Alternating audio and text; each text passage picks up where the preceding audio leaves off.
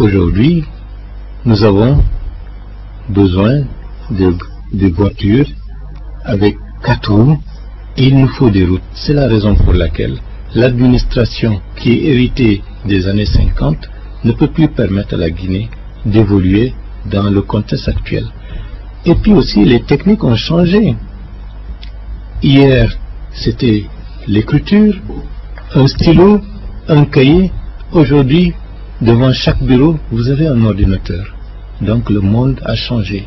Les méthodes de gestion ont changé. Donc nécessairement, l'administration, pour être en phase avec les besoins fondamentaux de la Guinée et être en mesure d'accompagner le changement de la gouvernance, que ce soit la gouvernance économique, que ce soit la gouvernance politique, l'administration doit aussi suivre le pas en changeant en profondeur. C'est ça qui nous permettra de mieux gérer nos compétences, de mieux gérer nos richesses humaines, sinon ce sera un immense gâchis. Mais comment qualifier les ressources humaines?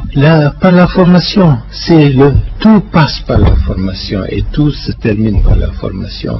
Vous ne pouvez pas, quelles que soient les richesses minières, on parle de scandales géologiques et autres, mais s'il n'y a pas des hommes et des femmes de qualité formés qui savent cerner les intérêts fondamentaux de leur pays, qui sont en phase avec l'évolution technique du monde, il va de soi qu'on sera toujours en retard. Et c'est pour cela qu'il nous faudra investir fortement dans la formation. Bien sûr, ça prendra du temps pour voir le résultat. Former un homme ou une femme, ça prend à peu près 20 ans. Et je pense que la Guinée de 2030 va commencer à être lancée. Le chantier de la Guinée de 2030 commencera en 2010 avec la gouvernance solidaire. Alors comment comptez-vous atteindre l'éducation universelle à terme? Former tout le monde. La solidarité nécessite qu'aucun enfant ne doit être abandonné. Tout le monde doit être pris en charge parce que c'est ça notre principale richesse. Ce ne sont pas les mines, ce n'est pas la terre. La principale richesse d'un pays, ce sont ces hommes et ces femmes. Et nous devons investir en ces hommes et ces femmes pour qu'ils s'épanouissent individuellement et pour qu'ils puissent apporter leur talent, leur savoir-faire, leur intelligence à la collectivité nationale. C'est ça une nation.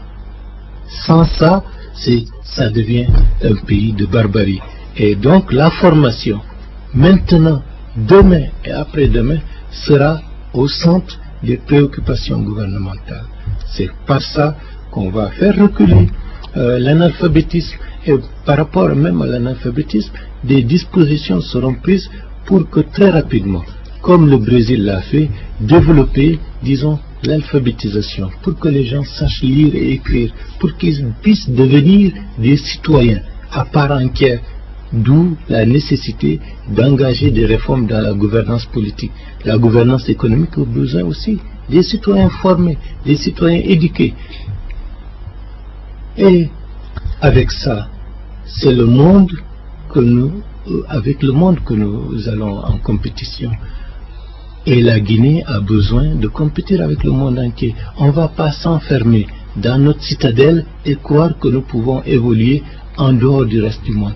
Il y a certains qui avaient écrit un livre, La Guinée ou une Albanie ou une néocolonie américaine. Ça, c'est un vieux livre, mais la Guinée ne peut pas être l'Albanie d'Enver Hoxha, ni une néocolonie. La Guinée aspire pour les prochaines années à être un pays émergent avec une nation qui est forte, unie, avec des hommes et des femmes de qualité qui n'auront pas de complexe et dans la compétition internationale. Donc la compétition, c'est également au niveau de la santé publique. Alors avez-vous un plan d'action pour l'accès des populations aux soins de santé et pour une meilleure couverture sanitaire? Si vous centrez votre politique, vous estimez que la principale richesse que vous avez, ce sont vos hommes et vos femmes, que vous éduquez, vous mettez des moyens importants pour leur éducation, il va de soi, le corollaire, c'est de faire en sorte que ces richesses ne se perdent pas.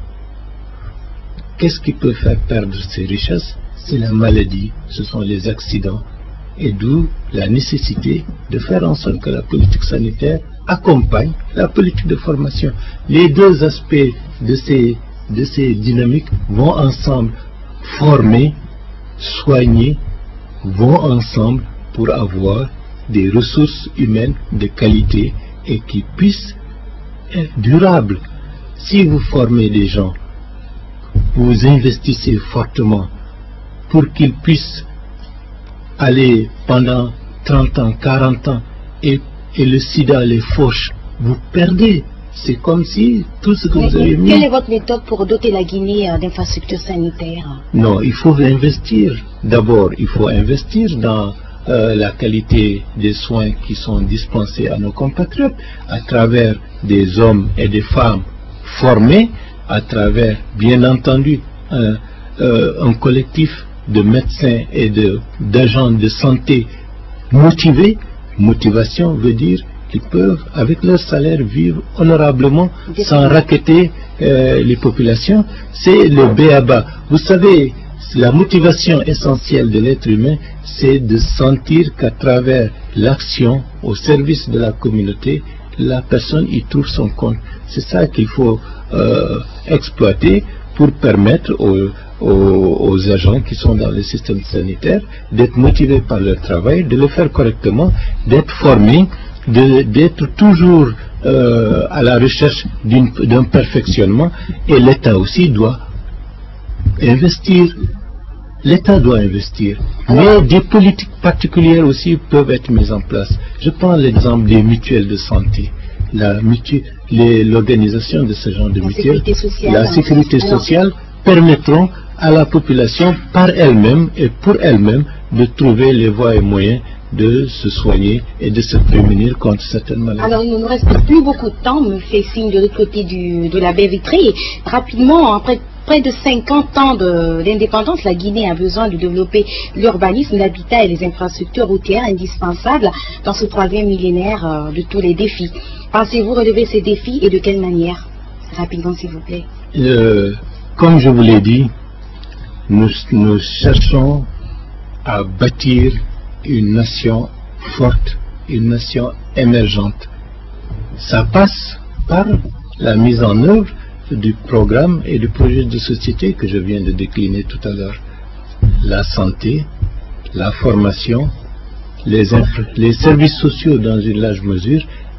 Pour que ceci puisse être, il faut l'amélioration de la gouvernance politique, donc un état de droit, un environnement stable, de sécurité, et puis aussi que les règles fondamentales, les libertés soient protégées, une gouvernance économique avec dans une première phase l'assainissement, dans une deuxième phase les réformes structurelles pour changer le système économique en vigueur à l'heure actuelle, et aussi de manière générale une cohérence dans l'action gouvernementale. C'est ça qui permettra à la Guinée de vraiment atteindre, disons, les objectifs assignés que la CELUS s'assigne pour sa gouvernance, et c'est possible, et c'est ça qui permettra d'accroître la crédibilité de la Guinée.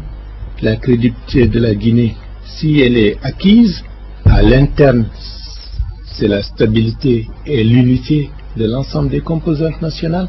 À l'externe, ça fait un apport en investisseurs, en facilité, l'obtention de facilités de crédit pour nous permettre de rattraper notre retard dans cette phase.